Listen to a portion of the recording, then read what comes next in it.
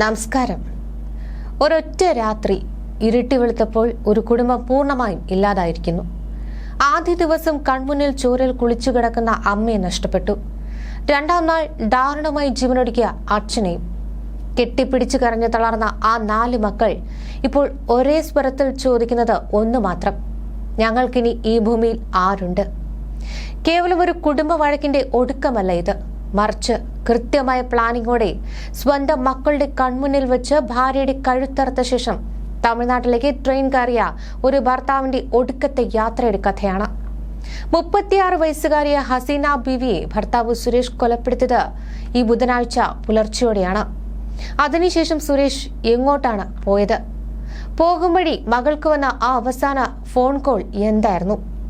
Railway സ്റ്റേഷനിൽ വെച്ച് സുരേഷ് കാട്ടിയ അസ്വാഭാവിക പെരുമാറ്റങ്ങൾ എന്തൊക്കെ?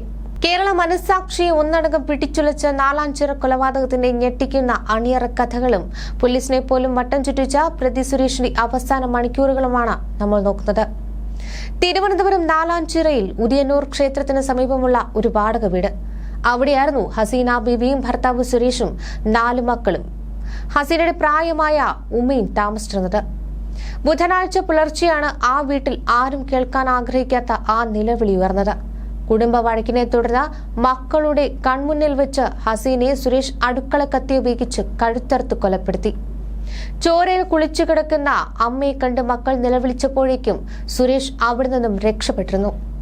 ആ ചോരക്കളി കൺമുന്നിൽ കണ്ടതിന്റെ ആഘാതത്തിൽ നിന്നും ആ കുഞ്ഞുങ്ങൾ ഇപ്പോഴും മുക്തരായിട്ടില്ല. സ്കൂളുകൾ തുറന്ന പുതിയ ക്ലാസ്സിലേക്ക് പോകാൻ കാത്തിരുന്ന 4 കുട്ടികളാണ് ആ വീട്ടിലുണ്ടായിരുന്നത്.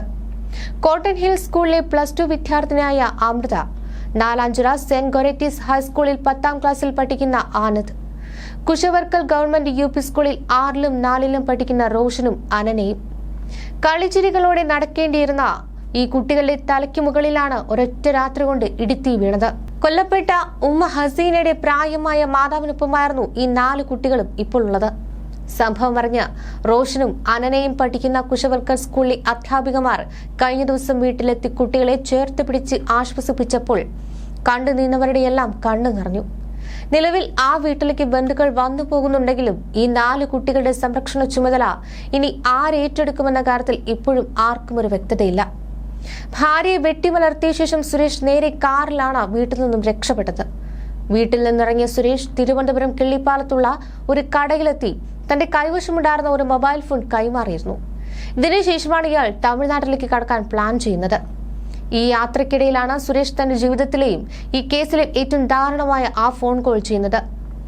യാത്രക്കിടയിൽ കയ്യിലുണ്ടായിരുന്ന മറ്റൊരു ഫോണിൽ നിന്നും സുരേഷ് മൂത്തമകൾ അമൃതയെ വിളിച്ചു.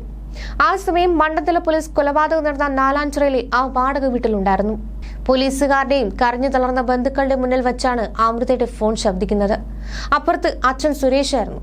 അയാൾ അമൃതയോട് പറഞ്ഞ വാക്കുകൾ കേട്ട് അവിടെ ഉണ്ടായിരുന്ന പോലീസുകാർ പോലും ഒരു നിമിഷം സ്തബ്ധരായിപ്പോയി. ഞാൻ ഇനി തിരിച്ചു വരില്ല, ഇളയ കുട്ടികളെ നീ നന്നായി നോക്കണം. ഇതായിരുന്നു മകളോട് സുരേഷ് പറഞ്ഞ അവസാന വാക്കുകൾ. ആ വാക്കുകൾ കേട്ടതും ആ കുഞ്ഞുങ്ങൾ മാനസികമായി ആകെ തകർന്നുപോയി. ഒരു ഭാഗത്ത് ചോരയിൽ കുളിച്ചു കിടക്കുന്ന അമ്മ, മറുഭാഗത്ത് ഇനി ഒരിക്കലും തിരിച്ചു വരില്ലെന്ന് പറഞ്ഞ് വിളിച്ച അച്ഛൻ. പോലീസ് ഉടൻ തന്നെ ആ നമ്പറിലേക്ക് തിരികെ വിളിക്കുവാൻ ശ്രമിച്ചുവെങ്കിലും അപ്പോഴേക്കും സുരേഷ് ആ ഫോൺ സ്വിച്ച് ഓഫ് ചെയ്തിരുന്നു. തന്റെ അന്ത്യം ഉറപ്പിച്ചുകൊണ്ട് മക്കളോട് വിട പറയാൻ വേണ്ടിയായിരുന്നു സുരേഷ് ആ ഫോൺ കോൾ ചെയ്തത്. പോലീസ് അന്വേഷണത്തിൽ ഏറ്റവും നിർണായകമായത് കരമന ഭാഗത്തുനിന്ന് ലഭിച്ച CCTV ദൃശ്യങ്ങളാണ്.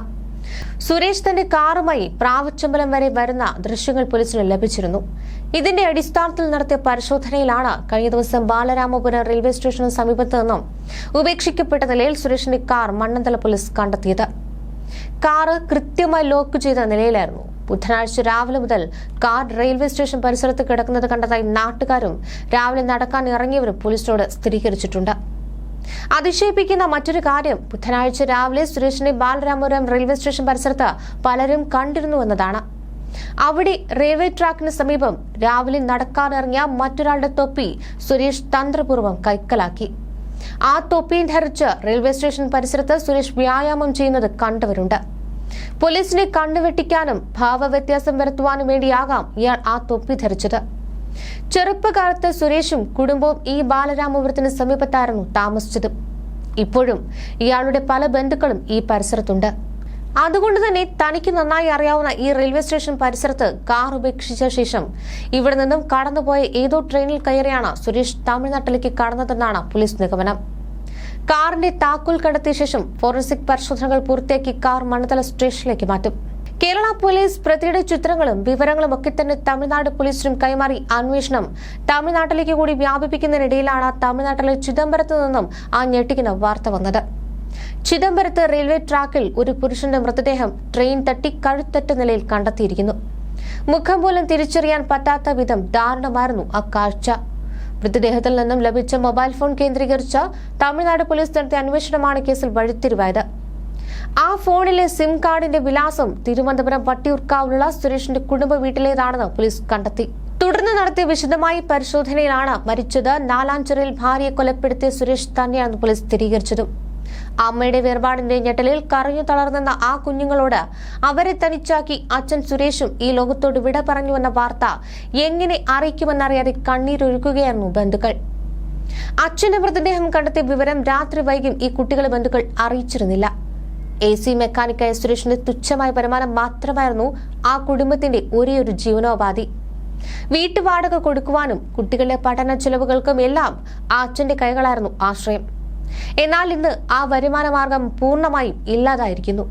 +2 പഠിക്കുന്ന അമൃതയുടെയും 10ാം ക്ലാസ്സുകാരൻ ആനന്ദിന്റെയും 6ലും 4ലും പഠിക്കുന്ന ഇളയ കുട്ടികളുടെയും തുടർ വിദ്യാഭ്യാസം ഉൾപ്പെടെ ഇപ്പോൾ വലിയൊരു ചോദ്യചിഹ്നമായി മുന്നിൽ നിൽക്കുകയാണ്. വരും ദിവസങ്ങളിൽ ആരിവരെ കൈപിടിച്ചുയർത്തുമെന്ന ആശങ്കയിലാണ് നാട് മുഴുവൻ. നിയമത്തിന്റെ കൈകളിൽ നിന്നും സുരേഷ് രക്ഷപ്പെട്ടിരിക്കാം. പക്ഷേ തങ്ങളുടെ കൺമുന്നിൽ വെച്ച് അമ്മയെ ഇല്ലാതാക്കിയ അച്ഛന്റെ ക്രൂരതയും ഒടുവിൽ തങ്ങളെ തനിച്ചാക്കി അച്ഛന് പോയെന്ന യാഥാർത്ഥ്യവും ആ 4 പിഞ്ചുമക്കളുടെ മനസ്സിൽ നിന്ന് ഒരിക്കലും മാഞ്ഞു പോകില്ല. ഭാര്യയെ കൊലപ്പെടുത്തിയ ശേഷം ഒളിച്ചോടിയ സുരേഷ് ബാലരാമപുരം റെയിൽവേ സ്റ്റേഷൻ പരിസരത്ത് ചിലവഴിച്ച മണിക്കൂറുകൾ പോലീസിനെ പോലും അത്ഭുതപ്പെടുത്തുന്നതായിരുന്നു. ഇവിടെ നടക്കാനെത്തിയ നാട്ടുകാരായിരുന്നു സുരേഷിനെ ആദ്യം ഈ പരിസരത്ത് കണ്ടത്. ഒരു കൊലപാതകം ചെയ്ത് ചോരക്കറയുമായി ഓടി വന്ന ഒരാളുടെ യാതൊരുവിധ ഭയവും സുരേഷിന്റെ മുഖത്ത് ഉണ്ടായിരുന്നില്ല എന്നാണ് നാട്ടുകാർ പറയുന്നത്.